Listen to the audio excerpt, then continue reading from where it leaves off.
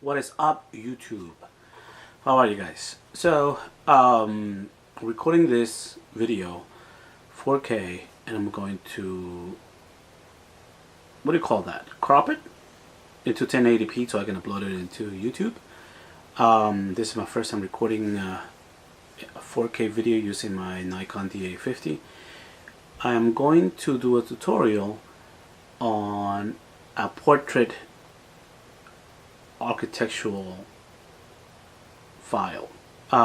It's not the regular landscape, it's going to be portrait, and I'm going to try how it looks. This is more of interior design kind of a shot, but I think it will help a lot of you guys to get out of the, shooting landscape. Not every photo has to be landscape for our architectural or interior design or real estate.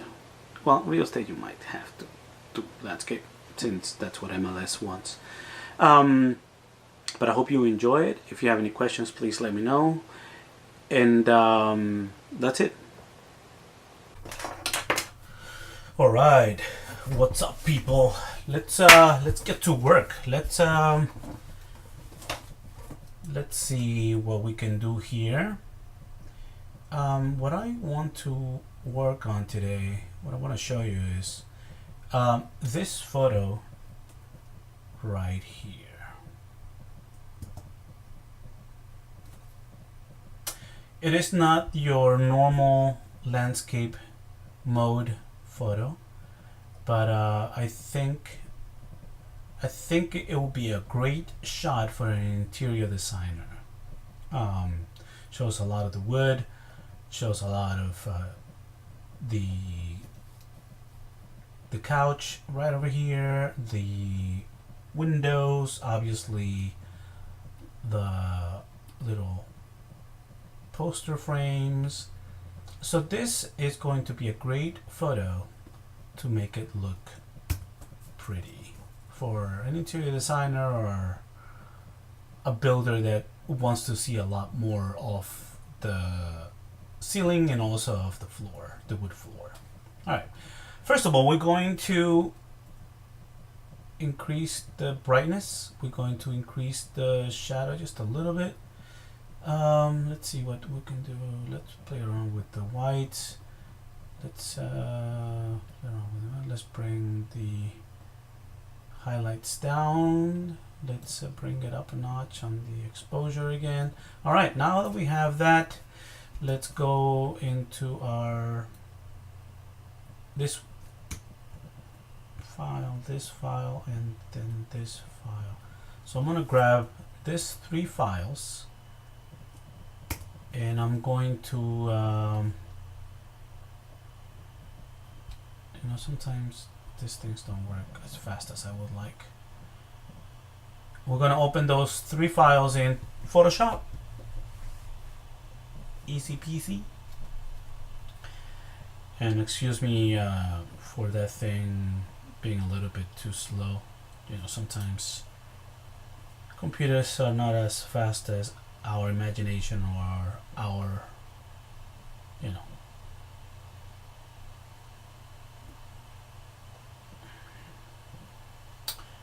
Alright, it's trying to get there, Alright, so, as always, I tend to put my darkest exposure on top, and leave the brightness here, but I'm going to leave the middle file, put the brightness on top, and then the darkest on the top. What did I say? Don't mind me. Anyway, all right, so let's get to work on this file. This is a great file already. It has a lot of the shadows and a lot of the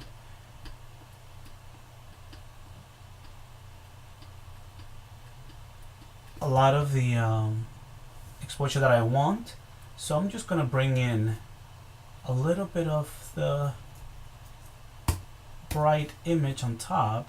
I'm gonna bring it in. I'm gonna put my brush at 30%, and I'm gonna see how it goes. That's not bad.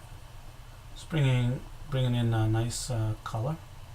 It's bringing in a nice subtleness of the bright layer. I like it. Let's bring this in a little bit here. Let's zoom this in a little bit here. And like in my past tutorials, this is a very, very fast post-processing, retouching. You know, this is not something that I will give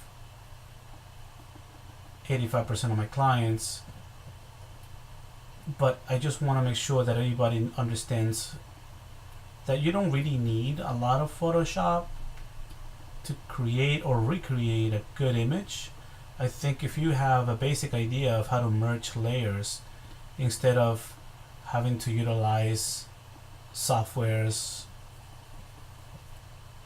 or HDR softwares that can deteriorate a file, you know, you'll be much better off, and your clients will love you forever and ever.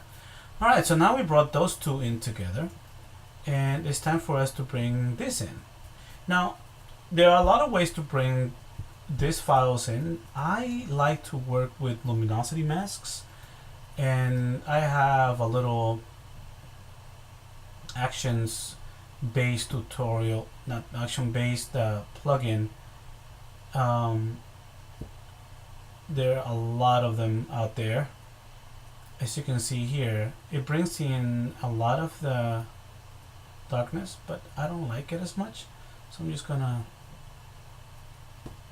play with it and make it my own by going in, putting my brush at 30%, and I'm going to bring in a little bit more of that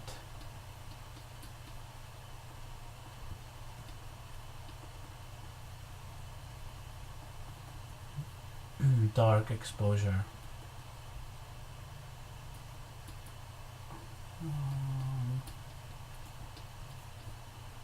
Just a little bit here.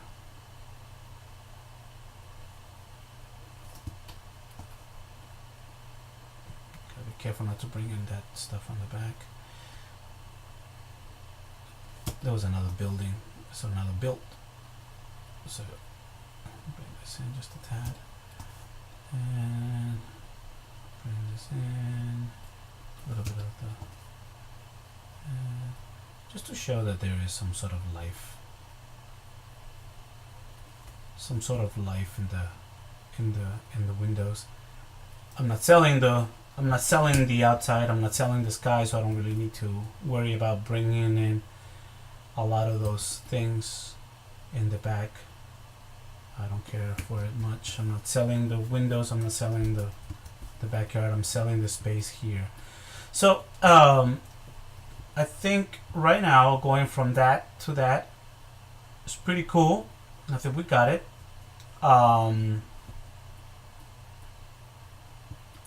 But I'm gonna mess around a little bit more with,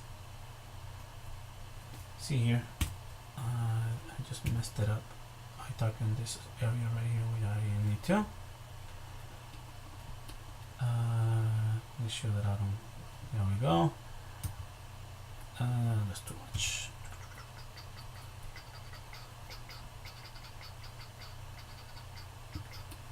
All right, starting to look pretty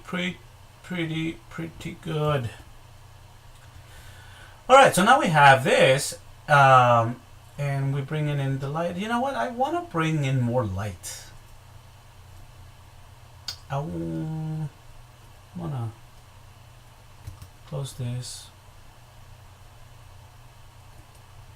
Let me see if I can bring it. I'm going to put my opacity at 5 with my white brush, and I think that's all I could do on this situation. Oh no, there's more. I can bring more light in. Okay, there you go. I just want to brighten a couple of things to give it a depth, you know.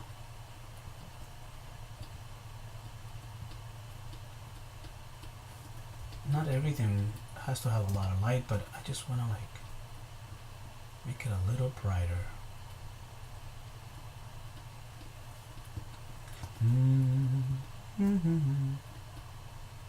So you can see, just adds, you know, a little bit more of an ambient situation right here. See? Just that. Look at that. From here to here. Just like that. Boom, boom, boom, boom, boom, boom. I can see that I need a little bit of light right here. Now I'm going to brighten this up more.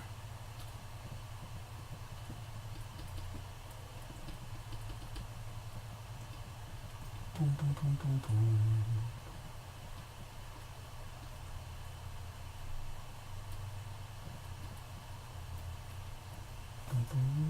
All right, I think that's good. All right, so now what we're gonna do, let's see. We are going to, I'm gonna show you a trick. Okay, we're going to merge all the layers.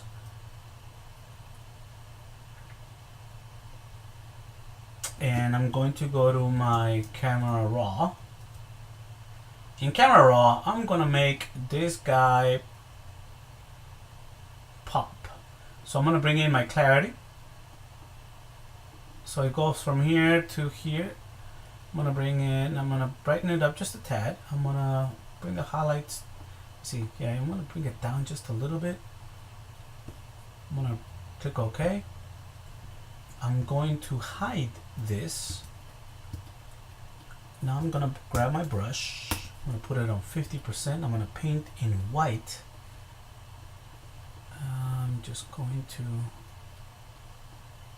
just give it a little bit more contrast on the parts that need it. Like here, the wood, the painting, or whatever that is. Poster.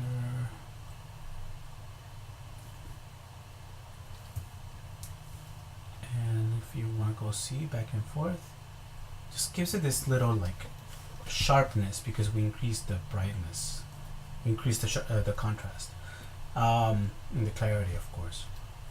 All right, I'm gonna flatten it again, and this time I'm going to merge those layers. That's the before and after.